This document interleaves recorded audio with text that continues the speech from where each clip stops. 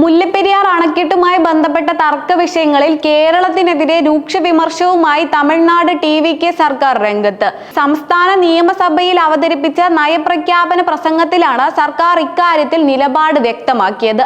മുല്ലപ്പെരിയാറിൽ പുതിയ അണക്കെട്ട് നിർമ്മിക്കാനുള്ള കേരളത്തിന്റെ നീക്കങ്ങളെ തമിഴ്നാട് സർക്കാർ ശക്തമായി തടയുമെന്ന് സർക്കാർ വ്യക്തമാക്കി. നിലവിലെ അണക്കെട്ടിലെ ജലനിരപ്പ് ഉയർത്തുമെന്നും നയപ്രഖ്യാപനത്തിൽ നിർണായക പരാമർശമുണ്ട്.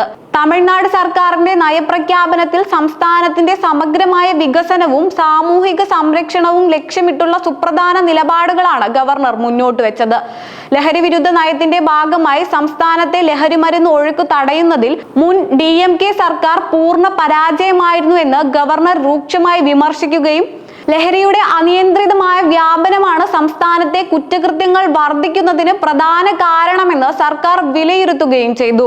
വിദ്യാഭ്യാസ മേഖലയിൽ കേന്ദ്ര സർക്കാരിന്റെ ദേശീയ വിദ്യാഭ്യാസ നയത്തെ ശക്തമായി എതിർക്കുമെന്നും ത്രിഭാഷാ നയവുമായി കേന്ദ്ര ധനസഹായത്തെ സംബന്ധിക്കുന്ന നടപടികളെ യാതൊരു കാരണവശാലും അംഗീകരിക്കില്ലെന്നും വ്യക്തമാക്കിയ സർക്കാർ തമിഴ്നാട്ടിൽ നിലവിലുള്ള ദ്വിഭാഷാ നയം തന്നെ തുടരുമെന്നും നയപ്രഖ്യാപനത്തിൽ ഊന്നി പറഞ്ഞു.